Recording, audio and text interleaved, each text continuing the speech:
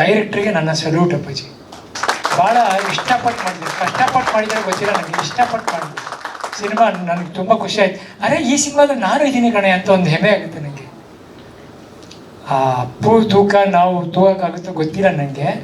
But ಈ picture ನನಗೇನು ಇಷ್ಟ ಆಯಿತು ಅಂತ ಯಾತಕ್ಕೆ ಒಪ್ಕೊಂಡೆ ಅಂದರೆ, ಒಂದು ಒಳ್ಳೆ ಸಮಸ್ಯೆ ಇದೆ, ಒಂದು ಒಳ್ಳೆ ಪ್ರಶ್ನೆ ಇದೆ ಎಲ್ರಿಗೂ. ಶಿಕ್ಷಣ ಅನ್ನೋದು ಅನಿವಾರ್ಯತೆನ ಇದು ಅವಶ್ಯಕತೆನ? ನಿಮ್ಮೊಳಗೆ ನೀವೇ ಪ್ರಶ್ನೆ ಹಾಕ್ಕೊಳ್ಳಿ. ಎಜುಕೇಷನ್ ಅದು ಅನಿವಾರ್ಯನ ಇದು ಅವಶ್ಯಕತೆನ ಅಂತ ನಮಗೆ ಗೊತ್ತಿಲ್ಲ. ಇನ್ನೂ ಅನಿವಾರ್ಯ ಅಂತ ಓದ್ತಾ ಇದೀವಿ, ಅವಶ್ಯಕತೆ ಓದ್ತಿದೀವೋ ಗೊತ್ತಿಲ್ಲ. ಆ ಒಂದು ಮೂಲದಲ್ಲಿ ಒಂದು ಈ ಚಿತ್ರದ ಒಂದು ಕಥೆನ ಎಣೆದು ಸಿನಿಮಾ ಮಾಡಿದ್ದಾರೆ.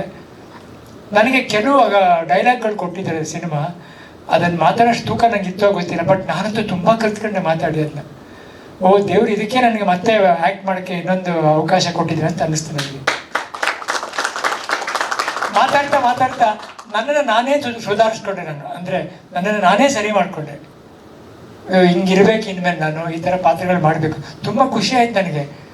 ಕೆಲಸ ಕೊಟ್ಟಿದ್ದಾರೆ, ಅನ್ನ ಹಾಕಿದ್ದಾರೆ, ನನಗೆ ತುಂಬ ಖುಷಿ ಆಯಿತು. ಸಾಂಗ್ ನೋಡಿದ್ಮೇಲಂತೂ ನನಗೆ ರಂಗಾಯಣ ರಘು ನೋಡಿ ತುಂಬ ಖುಷಿ ಆಯ್ತು. ನಾನು ಯಾವಾಗಲೂ ಕಾಮಿಡಿಗೋಸ್ಕರ ನೋಡ್ತೀವಿ, ಆ ಮನುಷ್ಯನಿಗೆ ಇನ್ನೊಂದು ಮುಖ ಇದೆ ಅಂತ ಯಾರಿಗೂ ಗೊತ್ತಿಲ್ಲ ರೀ.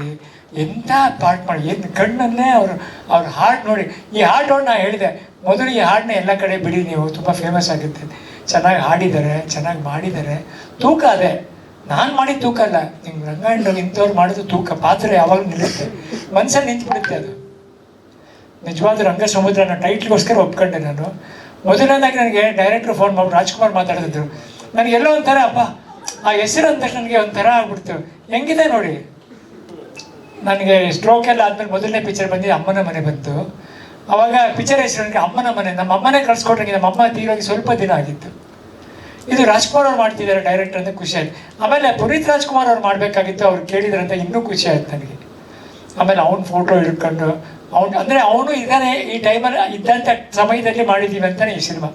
ಅಂದರೆ ನಾನು ಮಾಡೋ ಪೋರ್ಷನ್ಸ್ಗಳೆಲ್ಲ ಅಪ್ಪು ಇನ್ನೂ ಬದುಕಿದ್ದಾರೆ ಅಂತ, ಅಂದರೆ ಅವ್ರು ಇದ್ದ ಕಾಲದಲ್ಲಿ ಮಾಡಿದಂಥ ಒಂದು ಸಿನಿಮಾ ಆ ಥರನೇ ಬರುತ್ತೆ. ಅದಕ್ಕೆ ಅವ್ನು ಎಲ್ಲೇ ಹಿಂದಕ್ಕೆ ಯಾವ ಶಾರ್ಟಲ್ಲಿ ನೋಡಿ ಅಪ್ಪು ಶಿವಣ್ಣ ಅವ್ರು ಇದ್ದೇ ಇರ್ತಾರೆ.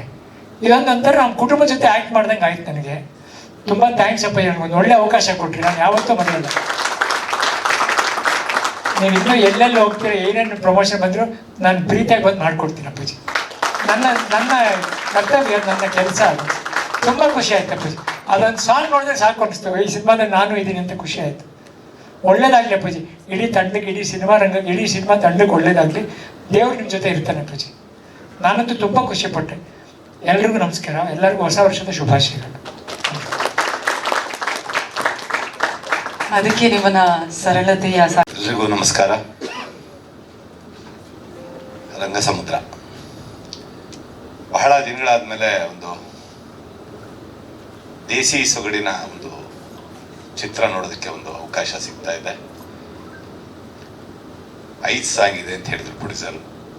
3 ಸಾಂಗ್ ನೋಡಿದ್ವಿ, 3 ಡಿಫ್ರೆಂಟ್ ಸಾಂಗ್. ಬಹಳ ಇಂಪಾಗಿದೆ. ಅದರಲ್ಲೂ ಕೀರ್ವಾಣಿ ಹಾಡಿದಂಥ ಹಾಡು ಮನಸ್ಸಿಗೆ ತಟ್ಟುವ ರೀತಿ ಇದೆ. ಇನ್ನು 2 ಹಾಡು ಚೆನ್ನಾಗಿದೆ. ಟೀಸರ್ ನೋಡಿದ್ದೀರಾ. ನನಗೆ ಹೊಯ್ಸಳ ಅವರು ಪರಿಚಯ ಆಗಿದ್ದೀಗ ಬಹುಶಃ 1-1.5 ತಿಂಗಳು 2 ತಿಂಗಳಿಂದ ಅಷ್ಟೇ. ಅವರೇ ನಿರ್ಮಾಪಕರು ಅಂತ ಗೊತ್ತಾಗಿತ್ತು. ನಾನು ವಾಗೀಶ್ ಅವರೇ ನಿರ್ಮಾಪಕರು ಅಂದ್ಕೊಂಡಿದ್ದೆ. ಅವರು ಇವತ್ತು ಗೊತ್ತಾಯಿತು ಅವರು ಬಹಳ ಅತ್ಯದ್ಭುತ ಒಬ್ಬ ಕವಿ ಅವರಲ್ಲಿದ್ದಾರೆ ಅಂತ.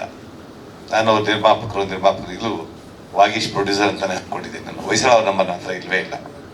ಯಾಕೆಂತಂದ್ರೆ ಈ ಸಿನಿಮಾ ಬಹುಶಃ ನಾನು ಬಹಳ ನೆನಪಿಟ್ಕೋಬೇಕು. ನಾನು ಸಾವು ಬದುಕಿನ ಮಧ್ಯೆ ಕರೋನಾ ಟೈಮ್ನಲ್ಲಿ ನಾನು ಹಾಸ್ಪಿಟ್ಲಲ್ಲಿ ಇದ್ದಾಗ ನನ್ನ ಸ್ಟುಡಿಯೋಗೆ ಬಂದಂಥ cinema.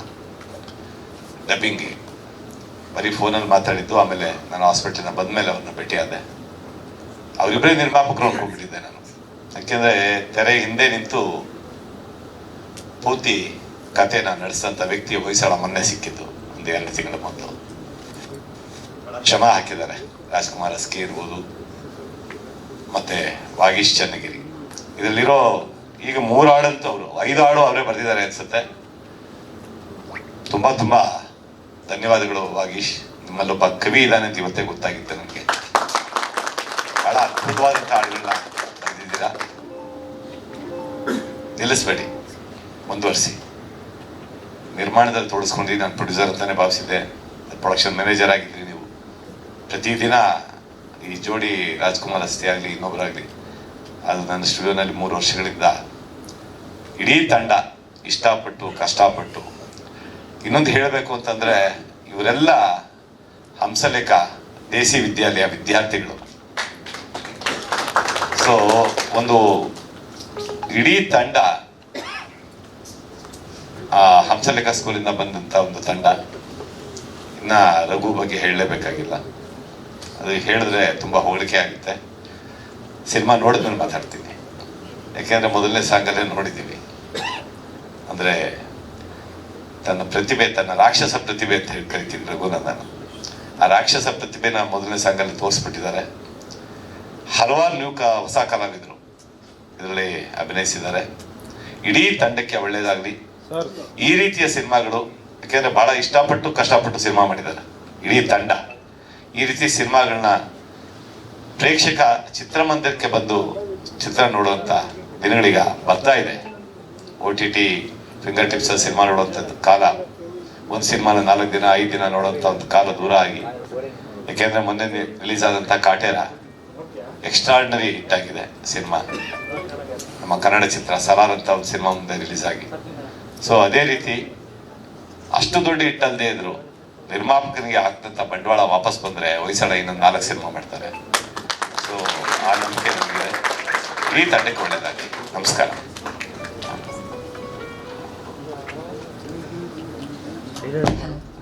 Thank you so much sir. SSTV cinema ಜಗತ್ತಿನ ಕ್ಷಣ ಕ್ಷಣದ ಸುದ್ದಿಯೊಂದಿಗೆ.